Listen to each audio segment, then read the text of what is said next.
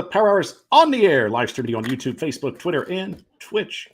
I'm your host, Michael Bishop, and thank you for joining me on this Monday evening of Independence Day. I hope you're all having a great time and being safe out there with your fireworks and your barbecues. So, a very happy 4th of July to everybody, and I'm glad that everybody's into the show watching us tonight. Welcome to the Power Hour. If you hear a lot of screaming kids, the kids are just having fun, so just don't think too much of it. But anyway, getting into a jam-packed show tonight, I want to introduce my special guests joining us. It was a last-minute effort, but I'm very glad that I was able to get them in. Joining us from the What's Shakin' Titans show and podcast, I'd like to welcome my guests, Gary and April. Gary, April, welcome to the Power Hour.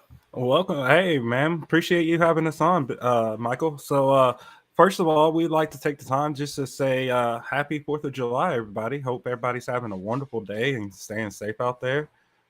We definitely have some plans later, going to shoot off some fireworks, maybe grill out, so looking forward to tonight for sure.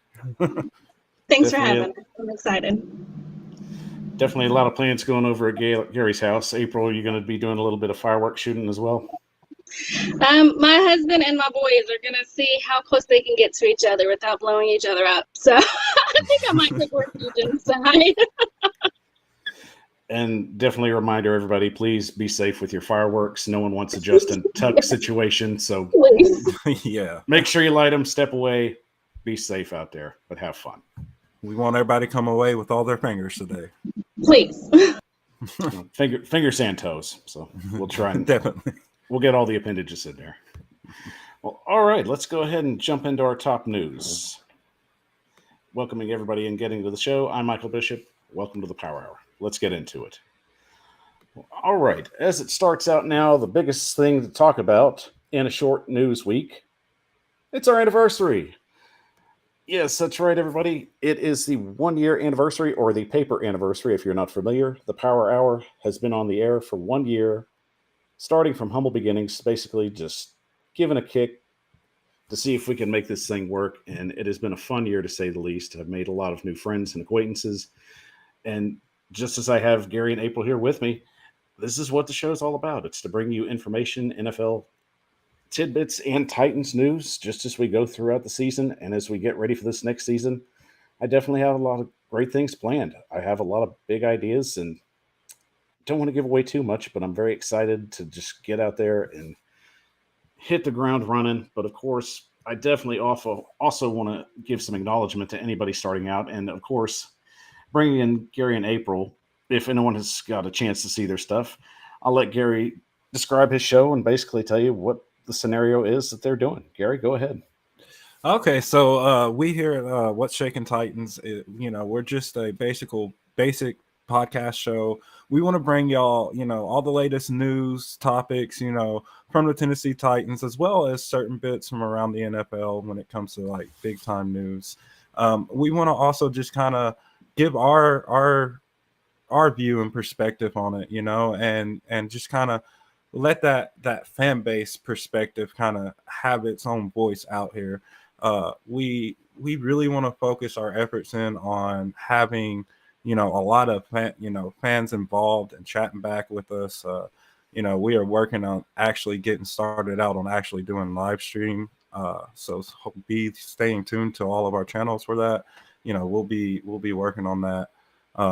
Right now, everything we do is pre-recorded, but we upload it and then share it on all of our platforms. But yeah, we have a lot of stuff planned, a lot of cool segments. April, is there anything you would like to say? We're just really excited to have our show. I'm glad that my brother thought about me when he was coming up with this show. We always, growing up, had our conversations privately about football, and he just said one day, well, why don't we just do a podcast? And here we are. And congratulations on your 1 year. We hope to be celebrating that really soon. And thanks so much again for having us. This is a great opportunity. Yeah, definitely. Congratulations on your anniversary, and man, I look forward to actually seeing what you got in store for the year. That's kind of what I do. I love podcasts. I love watching, and just seeing what's out there, man. And it's part of my life. I love football, so. And I can definitely understand that when you have a passion, you want to try and just go out and reach and see if you can accomplish it. And that's the biggest thing when people start out, it's just having the courage to do it. So I definitely commend you too for giving it a big shot. I mean, it can be scary at first, but I really have enjoyed watching your program, the chance that I've got to see it. And definitely along the lines, it seems like you definitely have some great perspectives. And I know April definitely has some pieces put together that I know you're probably going to be putting out soon. So, April, did you want to share that with the audience on any upcoming pieces? I have an article coming out about the tight ends and how I'm hoping that we get those back into rotation this year. We've kind of missed that the last couple of years. We've kind of missed having that place. We had Jonnu Smith kind of the year before, and he kind of filled it a little bit, but it still wasn't, where it used to be, where the Titans have always been known to go to their tight ends more than their wide receivers, and we've kind of been missing that. And so with them drafting the new wide receivers and then them keeping Jeff Swaim, I'm kind of hoping that we get back into that and we can see more checkdowns and a little bit more confidence and assurity from Tannehill that he has that extra third piece. So I'm getting that finished up, and I can't wait to publish that. And we definitely look forward to seeing that when it does have the opportunity to be published. And Gary, along the lines of the podcast, what are some big things we're going to be expecting, especially when the months come to when we start regular season football? Oh man, so we're gonna be trying out some new things during our preseason. Of course, we put a video out on our YouTube where we have an official preseason bet. So definitely check that video out. It's like 2 minutes long, and we also debating on the one chip challenge, doing that, and then trying to finish out our final segment. Just trying to make it hard, on us, and at the same time bring the best type of content. But for preseason, we're actually going to be trying to do a live commentary of the game. Just giving y'all that live look on how we spend our day watching the game, and as well as eventually we're going to be hopefully setting up and doing podcasts at the actual Nissan Stadium, but during the tailgates, before the game starts. And so we have a lot of stuff planned and in store. We're just trying to take it one step at a time right now. And that's all you can do. And well, I definitely want to wish you both the luck as you go upon this endeavor. And I know that you're going to be successful because we're very supportive here in Titans Twitter. We definitely love the fact that we continue to see fans and just people with great opinion just jump in and just actually contribute, because it just feels like that the media just definitely doesn't give a lot of coverage to our Tennessee Titans. No, they don't. And when they do, they just have this one narrow view of the Titans, and it could be frustrating at times. So as Titans fans, I think we kind of have to learn to overlook the national media, So that's what kind of led me originally into wanting to do this. It's just like, the Titans deserve so much more, credibility than what they're given on a national basis. And in that way, that's just our way of just giving them more exposure. And then sometimes you just find yourself in the national conversation. So once again, I love what you two have been doing. Continue to put in the hard work, and I know you'll be successful just like all the others that have been doing it. But I'm very excited to see what you have coming into the future. Oh, yeah, definitely. And we'll get to some comments before it just gets piled out. I try to read some of these before we get too far ahead. And of course, Mom's in the show. She's looking forward to the show. Good seeing Mom in the chat. Our good friend, the 615 podcast, of course, RIP number 9. Of course, Steve McNair's untimely death is unfortunately one of the shrouds of today. And we'll talk about that a little later. Our good buddy P Shark, congratulations on the 1-year anniversary. Always good seeing you in the show, Shark. Really good friend. And our buddy, the 615 podcast, says his 2-year anniversary will be the 11th and the 12th, which I'll have to ask him about that. Did he launch on 11:59 p.m.? 615, if you can get back to me, that's kind of like scratching my interest. So Please. That is a very interesting comment. That is. Love his stuff, though. Very interesting comment, as you said, Gary. Our buddy Titan Sign Podcast, of course, rest in peace, Steve McNair. Appreciate the love. And, of course, his wife, Carrie. Tighten up. We miss Steve. Definitely. And we'll definitely get more of that as we go along through the day, but we still got to get through this top news. All right, that's enough candle blowing and Kate passing out for right now, so let's move on. Getting into a real NFL story, apparently the new top seller in NFL jerseys would be none other than Russell Wilson. So, Gary, surprise or not a surprise? Man, now, honestly, that's not a surprise with him going to a new team. I think Russell Wilson was kind of the face of Seattle for such a long time, and a lot of their success, solely is attributed to his talent as a quarterback, being able to escape the pocket, being a very athletic quarterback, being able to throw on the run. So, it's I wouldn't say it's surprising. I would be kind of shocked. I mean, in a way, it's like a 50-50 thing, really. I just it's especially with Tom Brady retiring and then coming out of retirement, you think his jersey sales would kind of go up, but then again, everybody already has his jerseys. So this is a new quarterback, new team. I definitely could see it going up like that. And a great point. Denver definitely being a very passionate fan base, and of course, lacking a quarterback since the days of Peyton Manning.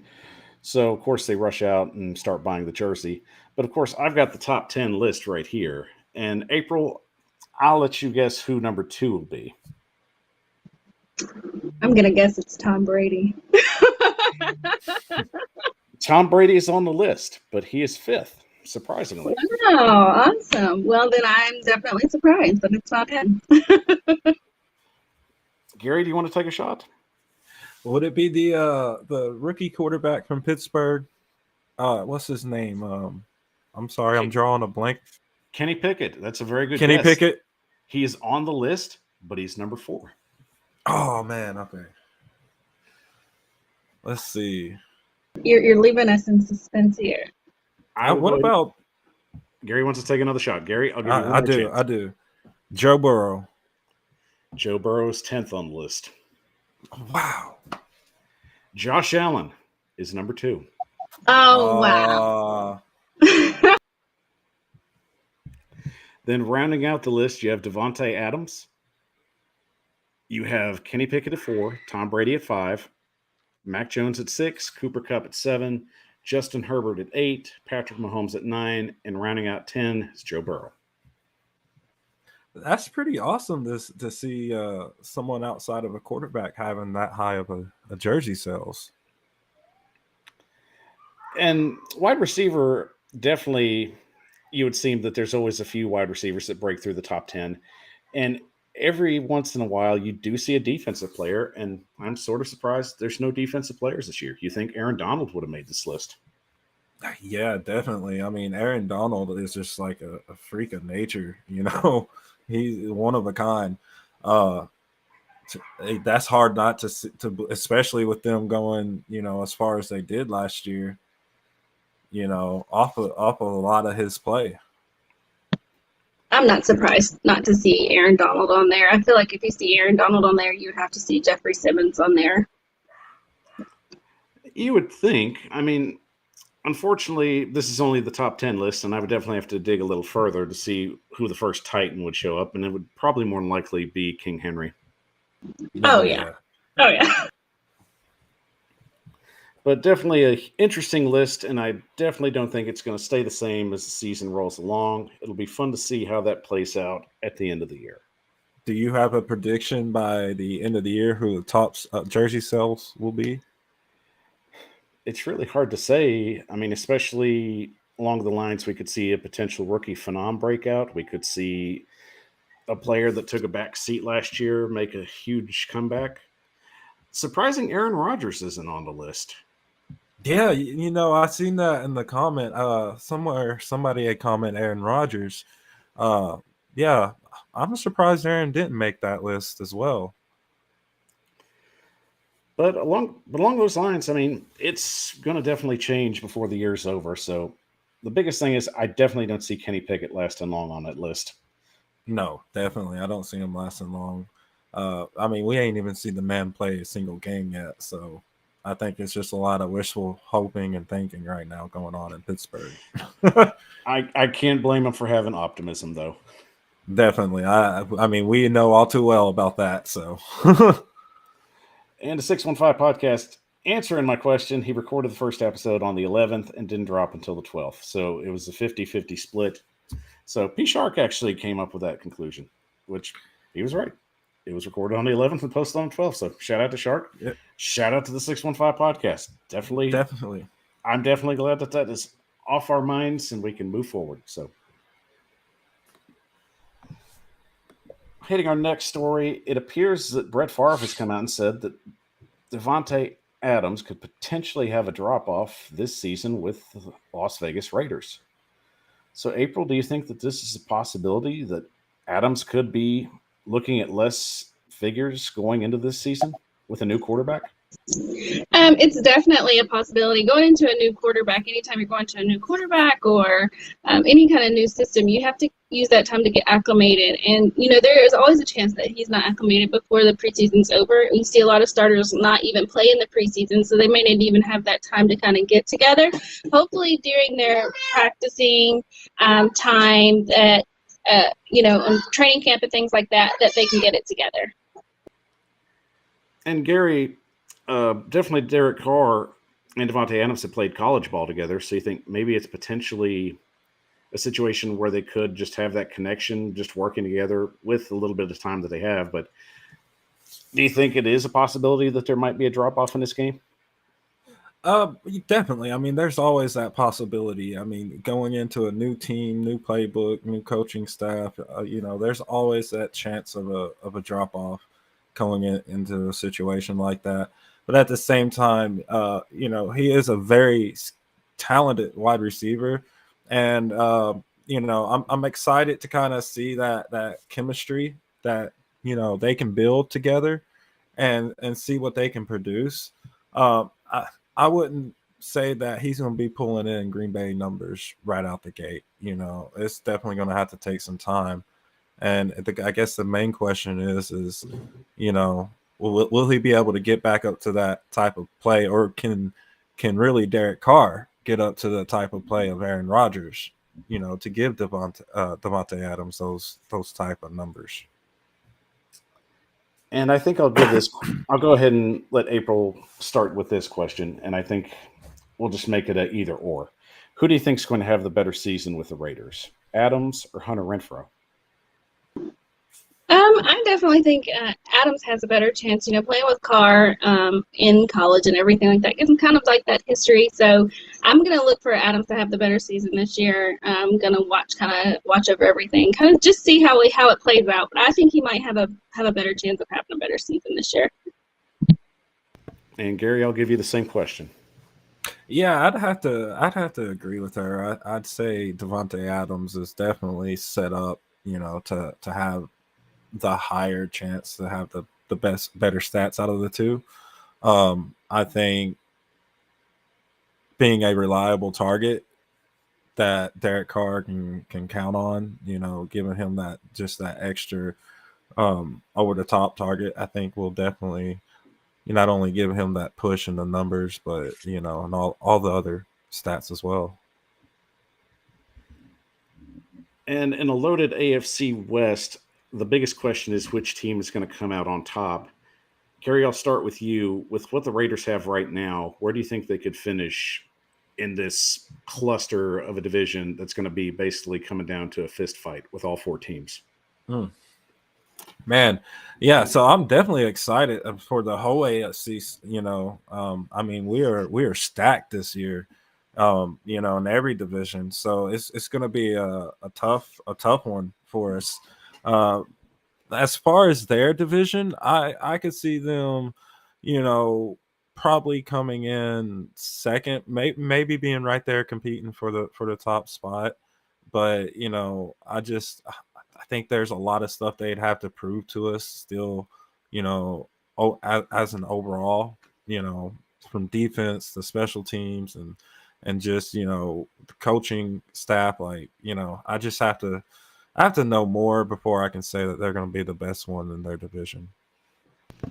And April, same question. I think I'm going to disagree a little bit. I think I'm going to go stay with the safe bet and stay with Kansas City. I think that they're definitely going to be the top one again. They're going to be the team to beat, definitely, in their division. I think the Raiders could come, close to being that rival for them and kind of pushing them to that limit. But I think right now the best team, the best bet, even with the Denver coming up and having Russell.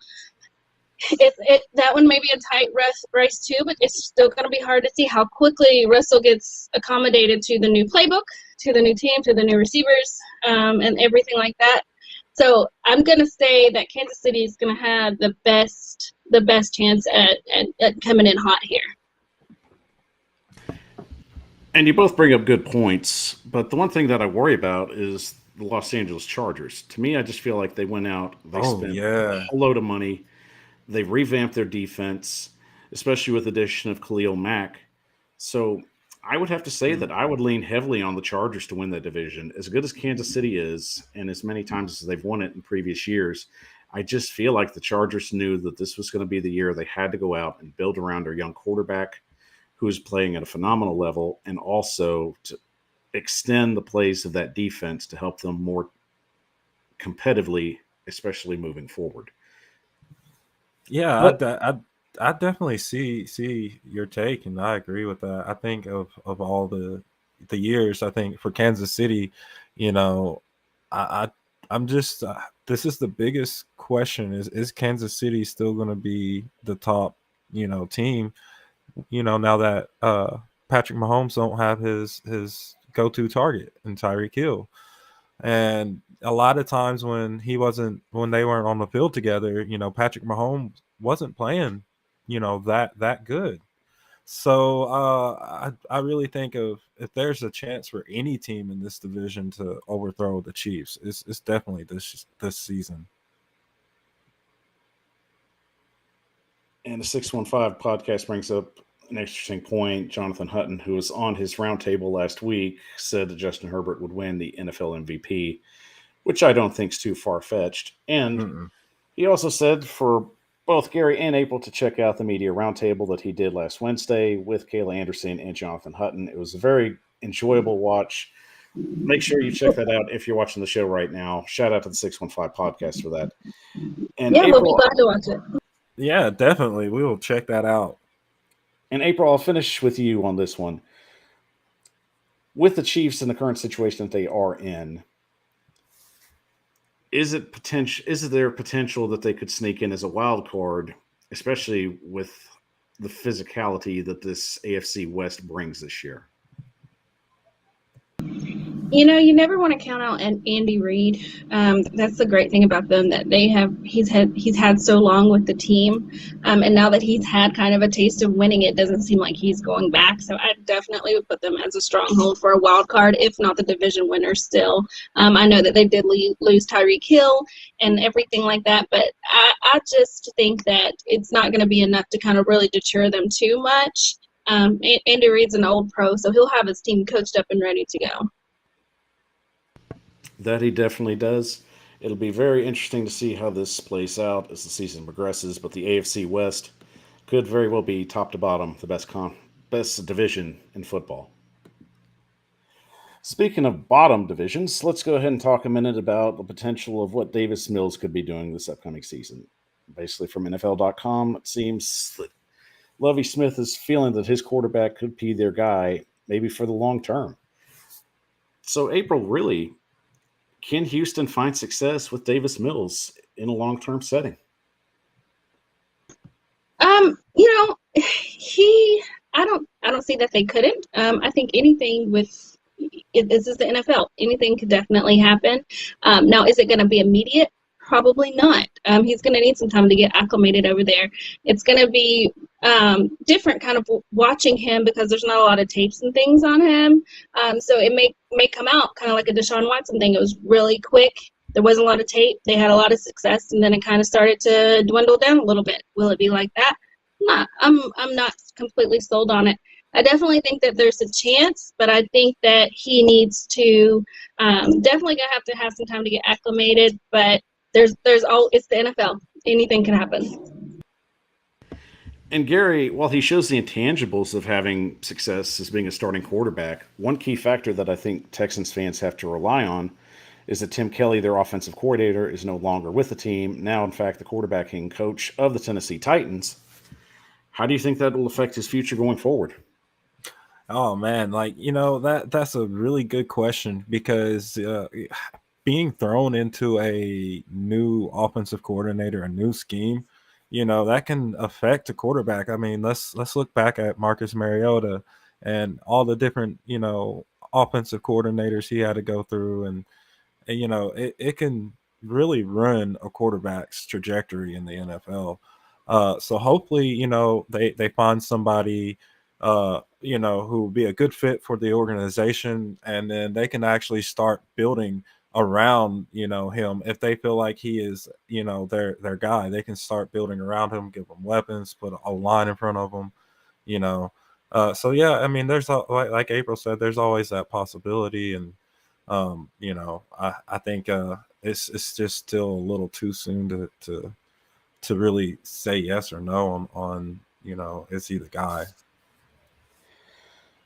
And April, really, especially with the pieces that they acquired through the draft, and more than likely the draft is going to be the way this team has to rebuild itself. Lovie Smith definitely having the experience of building a team. Can this potentially be a Texans team that could be on the rise with Lovie Smith's direction? I definitely think that they're going to shock a lot of people this year. I think people are already writing them off, kind of like well, this is a rebuilding year. Just kind of like the Jaguars, they're writing them off. But I think that they may come out and surprise a lot of people. Lovie Smith is a veteran coach as well, and I think that he has some ways of getting the team ready, even if you don't have all the pieces in place. He has some ways of coaching that can kind of be like a Band-Aid on those positions. So it's going to be interesting to watch. This actually is one of the best preseason years that I've looked forward to in a long time, just to kind of see what all the pieces are that we had and where everything is, just because there has been so much movement in our division. So I'll be definitely looking forward to kind of seeing where all the pieces are and what we would have to possibly defend against. But back to your question, I definitely think that they could be a surprise team. They could be your sleeper this year for sure. April calls it a sleeping team. Gary, do you agree? Ooh, I mean, I think if we have a sleeping team in our division, it's more likely to be the Jaguars over the Texans. I think they just have a lot of questions surrounding them, surrounding their whole offense and defense. So there's just a lot of questions that has to be answered before I could say, they could be a sleeper. I think, the Jaguars have more of a chance of that this year for sure. On the AFC South, while the Titans battle the Colts, it'll definitely be the Texans and the Jaguars trying to keep out of the basement this upcoming season. Oh yeah, and that's something I'm looking forward to, is that battle between the Titans and the Colts this year. And finally, in our last bit of top news, it apparently appears that there's going to be a bidding war for NFL Sunday Ticket, as DirecTV will be finishing out its last year. 3 prime candidates have popped up between Apple, the Walt Disney Company, and Amazon to acquire these potential rights for maybe the next decade and a half. So, April, out of the 3 companies, who do you think would be the best fit for NFL Sunday Ticket? I worked closely with DirecTV for over 8 years, and this was their bread and butter. So it's going to be really interesting to see if they let it go easily. I think Prime Video is really stepping up. I definitely can see it on there. It would have the best audience on there as well. But, Walt Disney also already owns ESPN, so it could easily end up there. But my strong says it's going to be Prime Video. And Gary, what would your take be? Man, wow, Disney. Disney is trying to take over everything now. No. So, first of all, I would like to know what y'all are thinking, so let us know in the comments, which one y'all think would be, best suited to take over NFL Sunday Ticket. As well, my personal opinion, I'd have to go with Prime, considering the rights that they already have for what is it Sunday night football or Thursday night football? Thursday night. Thursday night. Okay. So, I see that's where they're kind of pushing and focusing their efforts, but man, I think Disney would be the sleeper here. Like it could be a very big chance that Disney does this, and this could be a new trajectory for like Disney Plus subscribers as well. Yeah, but really, what if they did something where they could like do it on multiple different platforms? I mean, wouldn't that be in the best interest for the NFL and NFL Sunday Ticket? I mean, I would agree with you. I'd love to see it on many different platforms, but I'm not sure with Disney has never done anything live as far as their streaming app goes, and Prime's already set up for that. So Disney would almost have to rework their whole trajectory. And Apple TV, I feel like it may be a little bit too exclusive. So yeah, I think Prime's definitely the strongest one.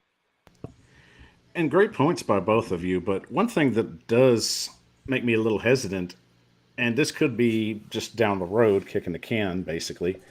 I have to think eventually Jeff Bezos wants to eventually try and throw his hat in the ring at potentially owning an NFL team. And especially with Daniel Snyder and the trouble that he's in, the NFL more than likely will force a sale eventually down the road whenever that might potentially happen. So would it be a conflict of interest if Bezos owned a team and also the rights to not only Thursday Night Football, but even potentially Sunday Ticket? Man, I could see that. I could see that going either way. All I could say is that man's pocket's going to be really thick. Because you're getting all that revenue in from Sunday Ticket on top of what you're making, from being an NFL team owner. That's quite a yeah. I mean, I could definitely see it being either way on this. Like, April, what do you have to say about it? I would almost want to say, and I know that this may not be even a thing, but I mean, a conflict of interest. It might kind of throw off the whole trajectory of the teams too. It's like one team's gonna get more exposure than the others. We already kind of have that, looking at the star players. So that team may get more broadcasting, better draft picks, things like that, just for like people want to go there more. So it'd be interesting. It would be interesting for me to kind of see that. Yeah, that's a great perspective too. And it really is. You think, especially having control of that team and basically control of one of the biggest nights in football and potentially one of the best streaming services in football, that exposure would be a part of what he would want through his team, if that would be the potential. But along those lines, I still think you've got three potential companies. I think they've done great, especially in the streaming wars. Two are still coming up. Prime definitely kind of has it locked down, especially in the sense of a live streaming setting. So I agree with April. I think Prime eventually will get this. I think the NFL and Amazon are basically looking at the side of this is the best deal. It's just really going to come down to who's going to pay the most. If Prime underbids this, then it's really their loss. But I would have to also say Disney would come in a close second. With ABC and ESPN on there, Disney's not afraid to try different things, and it has paid off for them in the past. Definitely. I mean, there's been a lot of rumors of Disney, wanting to branch out and just get rights to a lot of different things. And I remember when they got the rights to Star Wars, everybody was just like, "What? Disney's going to run Star Wars?" And I think with their recent release of the Kenobi series, I think they're doing a pretty decent job with it, and it's only definitely helped them expand their brand and the trajectory of their growth. So eventually down the road, we'll see who ends up with the bidding rights to this. But whoever does, DirecTV had a good run with it. But like everything in business, things must change and progress for the better. All right, guys, we're going to take a quick 30-second break. And when we come back, we're going to give our respect to one of the best Titans quarterbacks to ever wear the two-tone blue. Of course, we're talking about the late and great Steve McNair. So we'll be back in 30 seconds. I'm Michael Bishop with the Power Hour.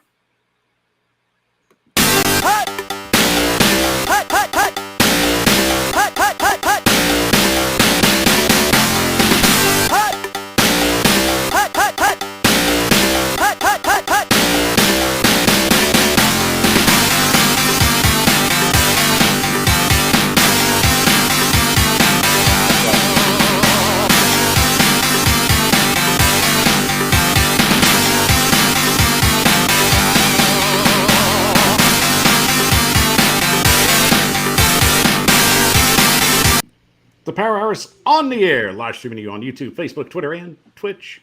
I'm your host, Michael Bishop, and thank you for joining us on this Monday evening. Happy 4th of July to everybody. We want to welcome everybody that's watching the show tonight. We're having a great time tonight. Joining us on the show from their successful young growing show. I'm sorry. I do it all the time. That was a mouthful. You see, even in a year, I still make these mistakes, so it happens. Yeah, it's a learning process. It's good to see. So joining us, Gary and April from What's Shakin' Titans, their live show and podcast.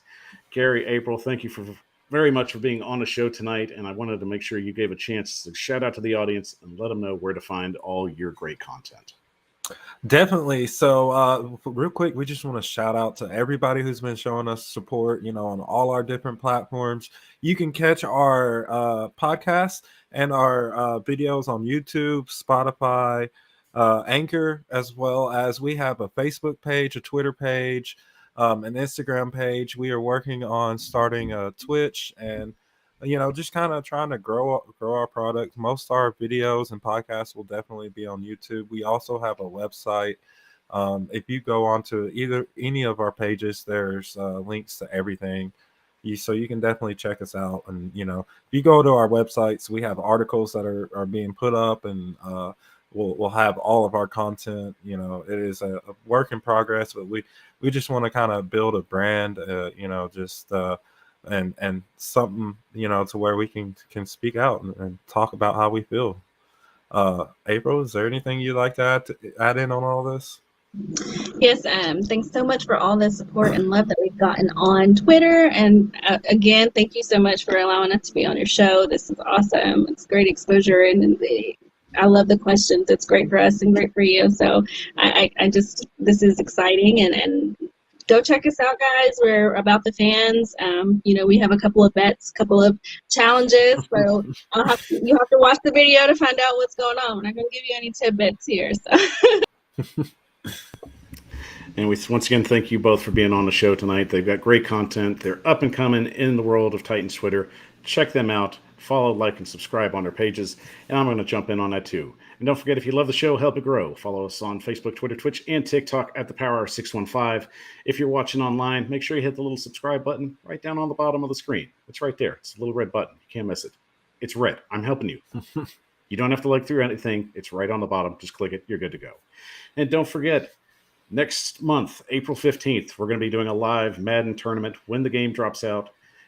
Eventually, we might be doing it a little sooner. I'll get you more details as soon as we can, but I'm definitely looking forward to that. We'll be broadcasting that on Twitch. We'll get you more details as that goes, but very excited to do that before the regular season starts. So make sure you do that, get that locked in, put it in your calendar. That's what I'm here for. I'm here to help you have fun.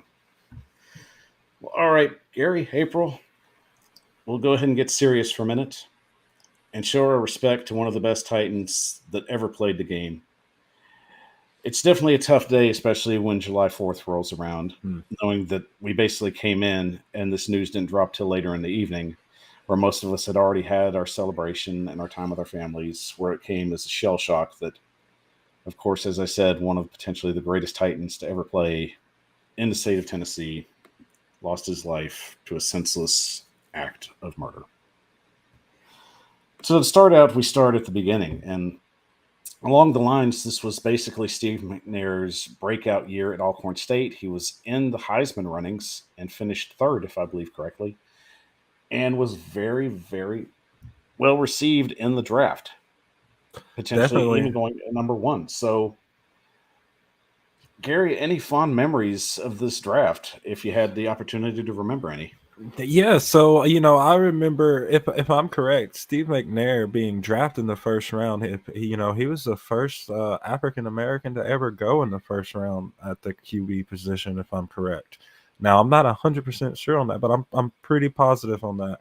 So I think that was one of the biggest and most fondest memories I had, as well as one of the biggest takeaways I have just looking back on that now is the growth that McNair had to go through before he actually was considered a starter for us, and the adversity that hit him straight out of the gates, and McNair was a fighter. He was country strong, so he had to come into the NFL and just had to fight that adversity. And to me, it just really it spoke a lot. I'm not sure who else got drafted in that year. I'd have to go back and look. And April, basically from a standpoint, Steve McNair really only saw the field very sparingly. He was a project quarterback at that point. There was a potential future for him, but kind of as what the Malik Willis situation is, McNair basically didn't get a chance to see the field full time until 1997. So can that project, especially with what the Titans are trying to do now, especially trying to find someone and build them long term without throwing them into the deep end of the pool? Oh, definitely. My brother mentioned this on the last podcast. It was really difficult for Steve McNair to kind of find his footing. Before him, everything was pocket passing. And as you all know, he wasn't that pocket passer. He didn't become more of a pocket passer until after the Super Bowl. And he really kind of changed the game. He opened up doors for quarterbacks to also have the run option. And it's still not huge in NFL thanks to people like Peyton Manning and Tom Brady, who are just awesome pocket passers. But when you have that quarterback that's that dynamic, that can make plays with his feet and his arm, it always opens up just a bigger door of opportunity. And it looks like that's what the reports are coming in from Malik Willis, is that he has that capability to do that with his feet and his arm. And the only thing is the accuracy downfield, which can easily be worked out and coached out. So if anything, and I think I brought this up on our show, is I'm hoping that Malik Willis can really break that quarterback curse that we've kind of had since the passing of McNair. We haven't had a great quarterback, not one that is just any of his caliber. And not that we ever will, because he was just the best, and you can't ever replace that. But I'm hoping that we can have one again that we can really just be proud of, in that same sense. So hopefully Malik Willis, and I'm not seeing in the future, so I'm not saying he is going to be that McNair quarterback, but he definitely has the possibility and the potential. And great points there, especially along the lines. Growth works in different ways. Some guys can get thrown out into the water and swim quick. Some guys need time. Steve McNair definitely was one of those guys that had the tools, but they felt that it was especially necessary just not to throw him out into the deep end of the pool. So, first season in 97, which would be his first full 16-game stint, it was average, about 14 touchdowns, 13 interceptions, 2,665 yards, and a 52% completion percentage. But believe me, back then, percentages were down very low. So this was about basically average. Yeah. So, Gary, from that standpoint, especially with so much going on at that point, you had the Oilers had left Houston. They're basically playing this point in Memphis, basically without any kind of support. So really, you think that would take some kind of effect and just the mindset of a quarterback that's trying to be successful without anybody really rallying around him? Oh yeah, it's crazy you said that because I literally I've been spending the day watching all kinds of podcasts with Eddie George and just him kind of talking about that time. And there's an episode of Bussing with the Boys where he was on, and he specifically was talking about how hard it was for them to have to endure that time. Playing back and forth between Memphis and what was it? Was it Vanderbilt? Yeah. So Memphis and Vanderbilt, and having no support, like you said. I mean, if you look up pictures or videos from those games, there were very little people, if at any, attending these games. And so when Nissan Stadium finally opened in 1999, their first game in, he said when we arrived and we came out that tunnel, he said, they knew right then and there that they had to do something, because they made it. They had a fan base that was supporting them, and so just to have to go through that, like, I couldn't imagine having to kind of go through that scenario. It'd be like going through COVID all over again. So I guess the NFL players kind of have experienced it now, But to me, like, that must be hard, feeling like you have no one to back you, no supporting, you know, it, especially with that being what a big part of what fuels the players. And in that situation, I mean, maybe that was the building blocks to find success. And certainly moving forward, McNair definitely started to get more of a sense of what he had to be as a successful quarterback. And through an 11-year career with Houston and Tennessee, amounting 27,141 yards, 156 touchdowns, and 103 interceptions. But that's not even including that the man basically ran, and quite frequently. And along those lines, he ran for 3,439 rushing yards, 36 touchdowns, and was a three-time Pro Bowler. So, April, a quarterback that's basically out there with just the toughness and the mindset of what you would say maybe Randall Cunningham, and potentially an arm that's just as strong as Warren Moon's. I mean, what was it like watching Steve McNair? Watching Steve McNair was magical. I remember I was probably 7 or 8 when he first came on the scene, and that's when I fell in love with football. When I watched him play his heart out over and over again, and a lot of times to no avail, and it was just so great to see how he would literally put the team on his back and say, okay, we're gonna do this. I'm gonna do this, and you can jump on or you can get out of the way. And it's just, there was a game specifically that I remember. He was feeling kind of down about the crowd, and he wasn't. And this is well after he was acclimated in Nashville, and he had discussed with Jeff Fisher to kind of play backup. And at that point, I want to say it was Neil O'Donnell was our backup. And Neil ended up getting hurt. And so they needed Steve to come in. And Steve, he wasn't necessarily too hurt to play. I think more of his pride was more hurt than he wanted it at that point. But he came in and he completely saved that game. And you could see his heart all over his chest. And to me, that game really just made me fall in love with him all over again as a quarterback.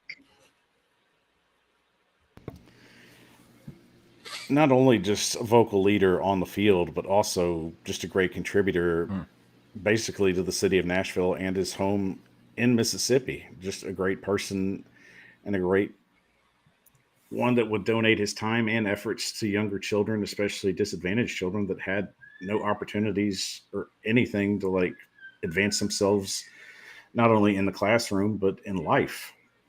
Through the Steve McNair Foundation, that was one of the biggest things, especially that he was trying to do to help these young children in need, especially to help them go forward. So, Gary, I think that's one thing that really doesn't get mentioned a lot with Steve McNair. Yeah, all his stuff that he did off the field and with the fans, and he was just one of those just down to earth, true Southern country fashion people, and if you go back and you watch A Football Life, his episode of A Football Life, there's a part where they talk about, there's a guy who lost the bet, because Steve McNair played bad, and McNair had overheard it, and he actually paid the man the money he lost, so that it just spoke volumes of his character and who he was, what he brought to the Titans organizations, on and off the field. It was remarkable. And he did a lot. He was a lot of people's superhero. Growing up, for me, like, McNair was one of the people who I idolized. And just kind of taught me that just tough dog. Put your head down and just keep grinding. And so for me, like, McNair has definitely always been an idol. It's both of it, on and off the field, is just remarkable.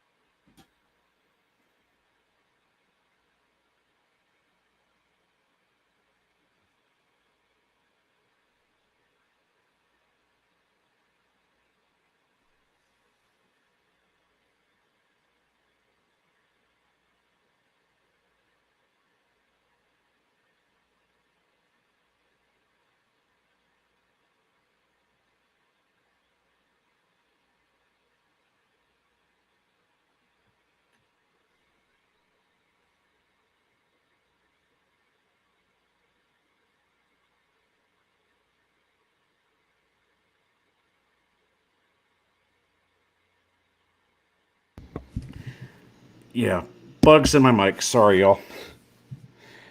So basically, at this point, Steve McNair was in the plans going long term, and unfortunately, one of the things that happened, the Titans decided to move on, and it was unfortunately a situation where we felt that it was something that was being very just disingenuous. He was barred from the facility. It was more than inevitable that Tennessee was going to go ahead and move on and try and draft either Matt Leinart or Vince Young at that time. So, April, what was your feelings after that moment where you felt that Steve McNair was going to be a Baltimore Raven? I definitely was not ready for life after Steve. I was already upset about life after Eddie, and the fact that now we had to deal with life after Steve. It was really disheartening. And I remember I was a young teenager, and actually, our father watched football, but not as much as our mother did. And my mom looked at me and she was like, "You have to understand that it's all a business." And that's kind of when my perspective on everything really changed, because I was really taking this loss to heart. But it was really disheartening for me. But I have to say that I didn't stop watching him. I followed him through his Ravens career, even though it was kind of at the end of his career. And so he was still one of my faves. And Gary, as April said, it was really a sense of basically this is a business, and that's the hardest way to learn that this is a business. What were your feelings on the trade?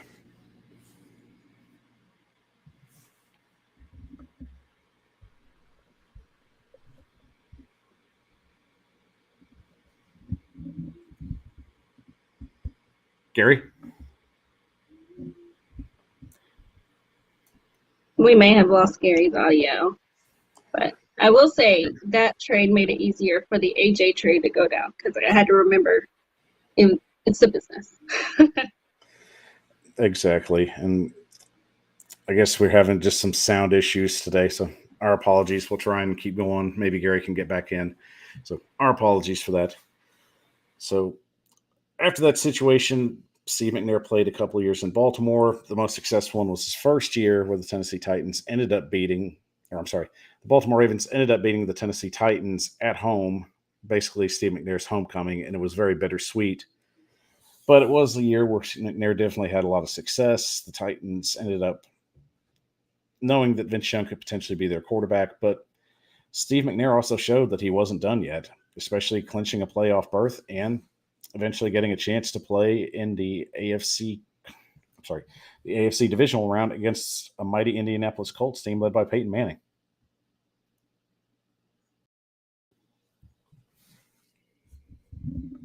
So basically after that, McNair decided that it was enough. His body had just been beaten and battered as much as it could take, eventually retiring in 2007. In April, just what were your thoughts after McNair decided to hang it up?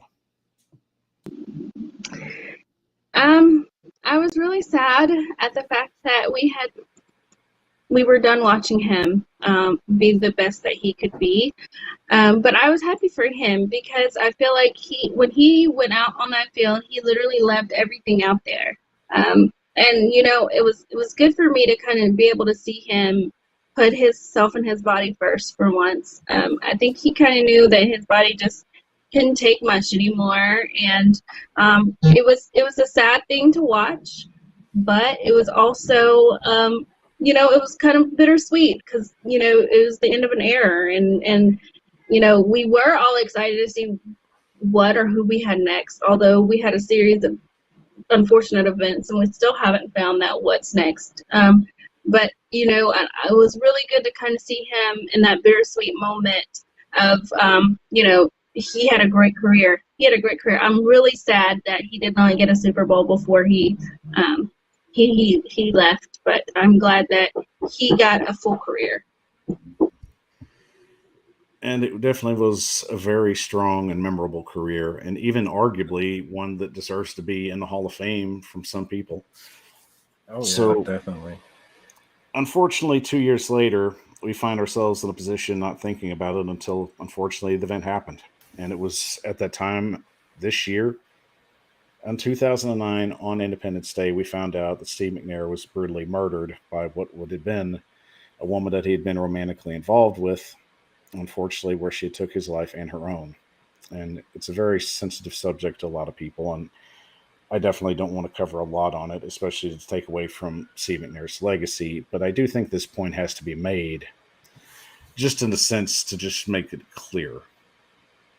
Yeah, I definitely agree with you. Just to make it clear, so everybody knows, because ultimately, we remember the football player, on the what he was able to accomplish on the field, and I think that's what speaks so loudly to who he, to him. And the biggest thing is, as human beings, we're flawed. And unfortunately, Steve McNair made choices that eventually hurt a lot of people. And there were choices that couldn't be rectified in the end. And that's really the hardest thing. There's a wife that had many things that she wanted answered that she wouldn't get the chance to. He left behind sons that would probably ask the same thing.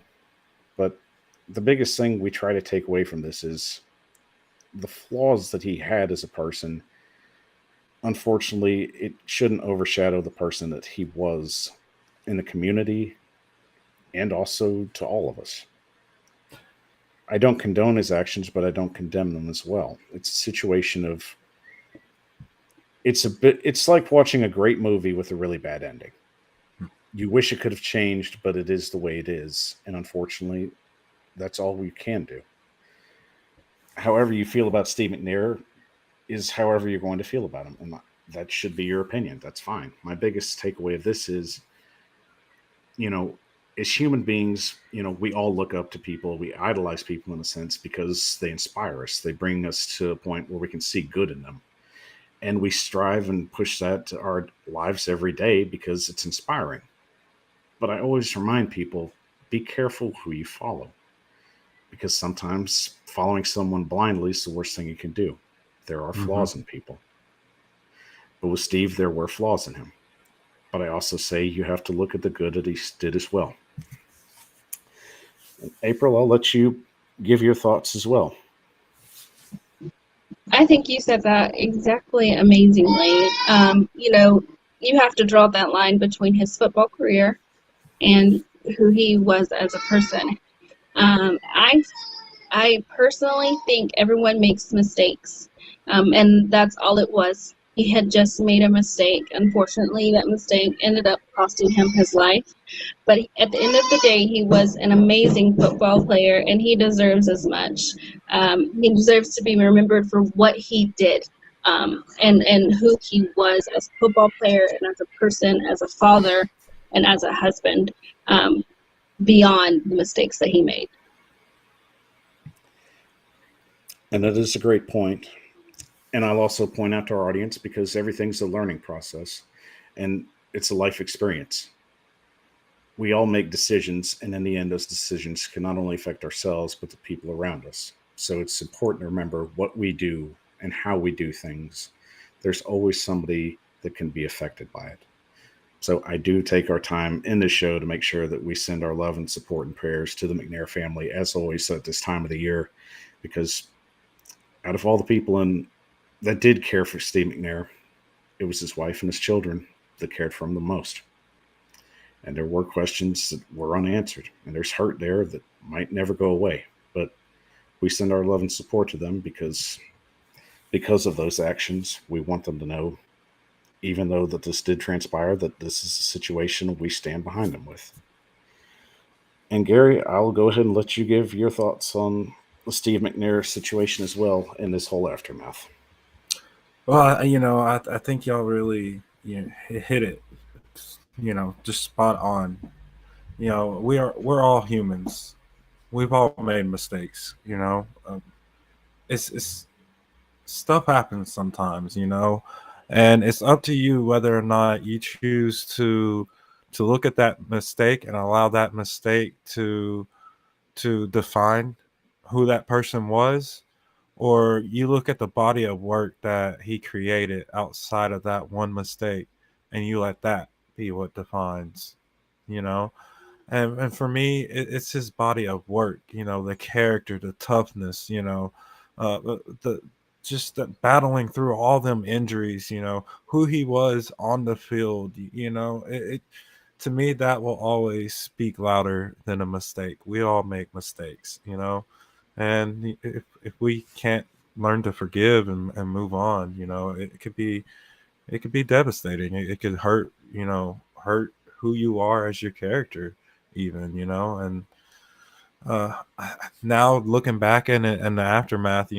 there's definitely a lot of hurt, like you said, from the family and I'm sure friends who are close to him as well, and probably a lot more questions, than probably hurt for some people. And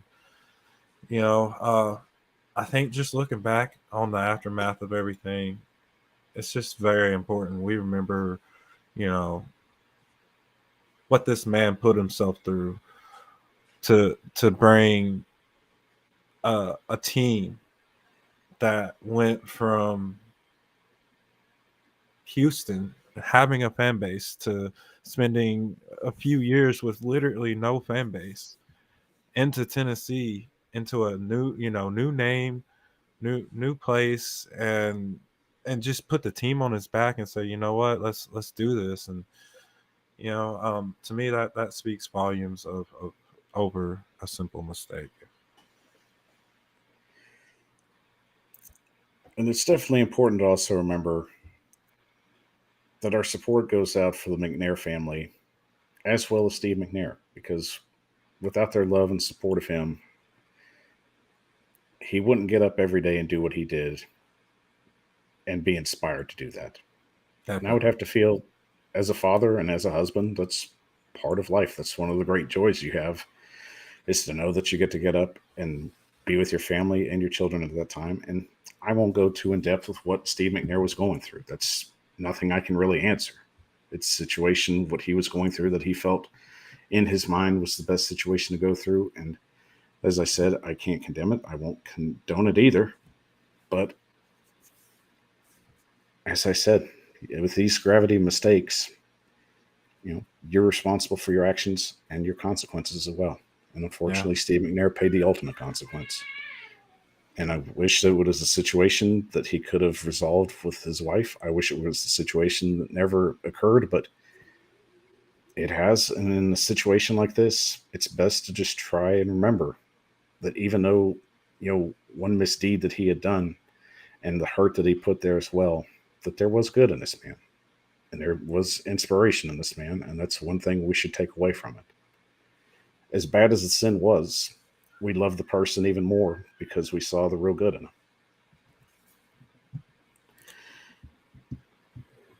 And to go ahead and finish it out, we'll go ahead and let Gary and April give their favorite Steve McNair game to finish this piece out on some positivity. So, Gary, starting with you, what was the best Steve McNair game in your opinion? So, I want to say it was from the 04-05 season, week 5. We were playing the Steelers, and Steve McNair was not actually listed as active on this day. He got hurt, I want to say two weeks prior in Kansas City, had the wind knocked out of him, so we weren't expecting him to come out, and then our backup got hurt, and next thing you know, out charts Steve McNair, and it was just like a bulb was switched, and it was like he was just playing at that Pro Bowl caliber. And it was just awesome for me. That was one of my favorite just memories of him just being able to come on the field and just take over like that's what really kind of set that off. That, to me, that game right there just defines Steve McNair's character. April, what was your favorite? I totally agree. That was definitely my favorite game as well. And really any game that he came into that he may not have been marked as healthy on the injury list, he came into and he just absolutely played his heart out, and he beat so many teams that way whenever he wasn't even at his 100% best. But that one in particular that Gary just mentioned, it was definitely my favorite game that I watched him just battle back from. And of course, you got to mention that Music City Miracle game. He definitely kept us in that game so that way we could have that last 17 seconds to come and take that victory. So there's so many memories with Steve McNair, but those two are definitely the ones that stand out to me the most. And I agree with both of you. Along the line, Steve McNair dominated the Houston Texans. He dominated the Jacksonville Jaguars. Some of the most memorable games that he did play was when he was hurt, unfortunately. And it was that where you saw the true toughness in him. Whether it was in 2002 against the New York Giants at the Meadowlands, where he drove a comeback, basically where the Titans were down about 8 points and were able to go and put this game into overtime. Whether it was his Super Bowl performance where they did come up short, but still Steve McNair showed masterful performance in which someone could try and give his team the opportunity to get to overtime. And also, I'm in the same boat with you. It was the same game that I just feel that was Steve McNair's greatest achievement as a Tennessee Titan on September 24, 2000, where McNair came off the bench, where an injured Neil O'Donnell came out with concussion. McNair led the team down the field with literally 2 minutes to go, completing 3 for 3 passes for 55 yards and getting his tight end, Aaron McKinney, in for the late touchdown to seal it. And the last game the Tennessee Titans would play at Three Rivers Stadium in Pittsburgh. Truly a masterful performance, truly just that edge-breaking performance that we were waiting for Steve McNair to come through on, to show that he was going to be in the NFL for years to come and be a problem. And as he was, definitely a masterful runner, he was also an accomplished passer as well. Definitely. And if you haven't seen the highlights of that game, you should definitely hop on YouTube and check those out, because it was a memorable game. And, I messed up on my ear. Oh, that's all right, Gary. The funny thing was he only played literally 2 minutes in the game. Yeah, and hey, I'm telling you though, those were the two most electric minutes, for me. Just like it was awesome. I mean, because would we Gary, have won that game? I think that we had in that when we were watching that with our parents, we had snacks going everywhere. We were just yelling up and down like we were 10 and 8 years old, but we were in there and we just knew that, this was the game. We were so excited watching it, and we were so blessed to be able to be as many years young as we are to have been able to watch that game as it was happening. Definitely. And that ugly looking turf carpet in Pittsburgh, just ugly. What's your opinion of the worst NFL throwback uniform? Whatever that stripe monstrosity was that the Denver Broncos wore in 2009. Yes, I agree. That some jerseys just need to stay retired, and I can live with that one. Never seeing that again. With those vertical striped socks. Oh man, I've never seen vertical striped socks on anything until that game. And I think they played the Patriots that game. That was when Josh McDaniels, that was his first year as a head coach. I think you're right. But to go ahead and finish this segment out, I wanted to make sure you two had to say of what made Steve McNair great for Tennessee before we go ahead and close this out. So April, I'll let you start. And Gary, I'll let you finish out. Steve McNair, just as a person as a whole, is what made him great. He was an amazing player, and I've mentioned it so many times in this segment, and I'll say it again. His heart was so big, and it was the size of Texas, and that is why he played so well. I mean, I see so many games, and nowadays especially, and I'm still looking and I'm looking and I can't find that heart anywhere. It was just a once in a lifetime. You just don't see it. You don't see it. I don't care who's playing or what their stats are, what their numbers are. When they're playing, you don't see that heart that Steve McNair played with, and that's kind of a void that I wish the NFL could fill. But unfortunately, there was only one Steve McNair. Yeah, I'd have to say, Steve McNair for the Tennessee Titans, he was not only, someone they needed to come in and be, the face of the franchise, but he grew on beyond the face of the franchise to become a legend. The stuff he went through on the field, all the injuries that he had to play through, the countless of games that we should have lost, that he just put the team on his back and and won the game, whether it was with his legs or his arm talent, because like we talked about earlier, his arm talent came on later on in his NFL career, and he became a very balanced running and passing QB, and for the Titans organization, man, I feel like still to this day he is the icon, the epiphany of the Titans organization. When you come in, you want to be like Steve McNair. You want to have that about you, and to not have Steve McNair, I don't think we would have a Tennessee Titans organization, right now. I don't think it would have panned out to be as successful as it was. And it just boils down to this: the man, he wore his heart on his sleeve. He was a tough, country, hard-nosed player. He was a dog, and there's not a lot of players left, that are like that nowadays. So it was definitely an amazing journey. It was something that was amazing to get to be a part of, that was a part of my childhood. We have so many fond memories of it. It's just, I couldn't imagine it being anyone else.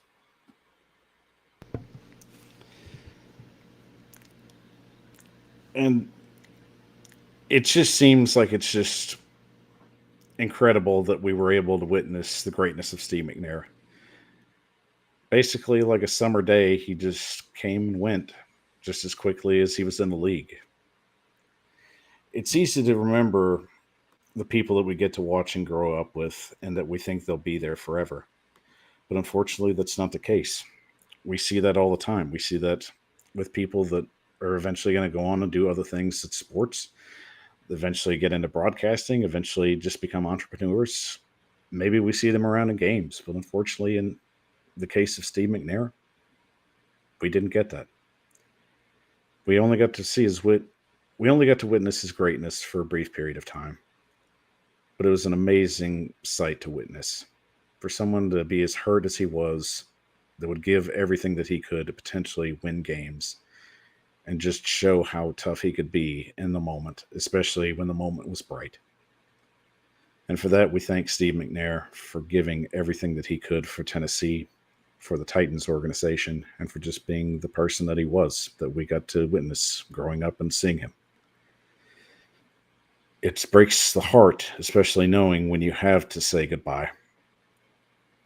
Some of us didn't get to say goodbye. But all we can do, especially in such a horrid way to see a life end, is to remember the good that he inspired and to know that he meant a lot to us, especially to his family. And that our hearts and our thoughts and our prayers are going to be with them always. And that we're very grateful that we did get to witness the greatness that was Steve McNair. All right, guys. Definitely. We appreciate everyone for being on the show tonight. I want to thank April and Gary for taking their time and being here on tonight. I know it was the last minute segment to get them in on the full show, but I'm very grateful that they took their time out to just be here with us. I definitely want to make sure that they get a shout out to all the fans, to let them know that they're out there and to give them the opportunity to share where they can find them on all their social media platforms. So April, go right ahead. Yes, please do not shy away from getting us on Facebook, Twitter, Instagram. We are also on YouTube as well as Spotify. Just go ahead and just type the name of our show in there and we'll pop right up. And thank you so much again for the opportunity to be here. We really enjoyed it. Thank you, Gary. And once again, any big plans you're willing to share on the show?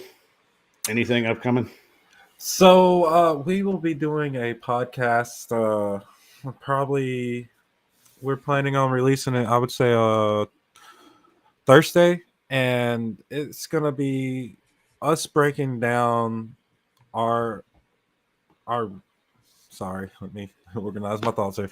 It's gonna be us giving our thoughts and our opinions on where this year's Titans team is and compare them to the past 5 years and the teams that we had, and just see if we think that this is going to be a year for growth for the Titans on offense and on defense. If you check out our last podcast, we broke down our concerns over the offensive line, and we broke down the defense.